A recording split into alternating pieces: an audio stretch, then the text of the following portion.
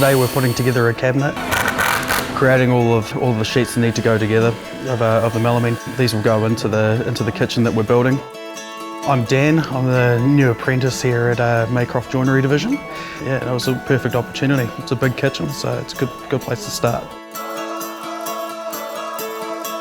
I chose joinery because I like the idea of putting together the blocks to put together things. This is about as close to Lego as you can get.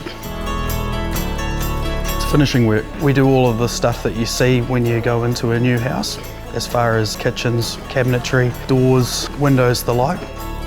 I'd always liked doing my own thing at home, working with wood, and I decided that I wanted to do it for a living. So I put my feelers out and saw that there was an opportunity of an apprenticeship popping up here at Maycroft, so I jumped for it, went for a couple of interviews, and away we went.